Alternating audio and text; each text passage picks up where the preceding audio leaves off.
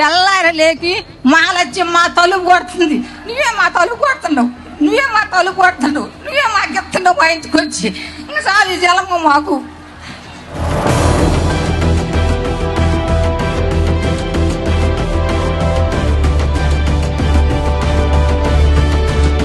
మేము ప్రతి నెల ఉదయాన్నే వాలంటీర్లు వచ్చి తలుపు తట్టి 3000 పెన్షన్ మా చేతులలో పెట్టిపోతుంటే ఈ నెలలో మమ్మల్ని ఎన్ని ఇబ్బందులు పెడుతున్నాడో ఈ చంద్రబాబు నాయుడు. మమ్మల్ని ఆయన మట్టి కొట్టుకొని పోతాడా చంద్రబాబు నాయుడు.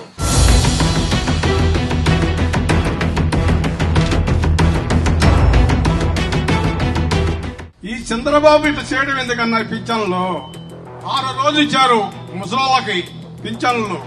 ఏమి చేస్తున్నారు అన్న నిమ్మగడ్డ రమేశను చంద్రబాబు మా ఉసురు ఖచ్చితంగా జరిగింది. మా పింఛన్లు తీసుకునే వాళ్ళు మొత్తం ఉసురు మొత్తం తగిలిద్ది. రాధాకృష్ణ తగిలిద్ది, రామేశ్వరరావు తగిలిద్ది, అందరూ తగిలిద్ది.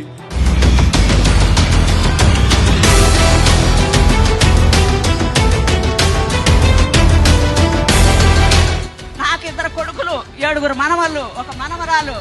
నువ్వు సాగుతున్నావు, నన్ను కూర్చోబెట్టి ఆసుపత్రి ఖర్చులు మొత్తం. ఎన్నికలు అయిపోయిన వెంటనే దేవుడు దయతో మీ అందరి చల్లని దీవెనలతో మన ముఖ్యమంత్రిగా ప్రమాణ స్వీకారం చేసే మొట్టమొదటి సంతకం మనం పెట్టబోయేది మళ్ళీ వాలంటీర్ల వ్యవస్థ మళ్ళీ పునరుద్ధరించడమే అని చెప్పి కూడా ఈ సందర్భంగా చెప్తా ఉన్నాం.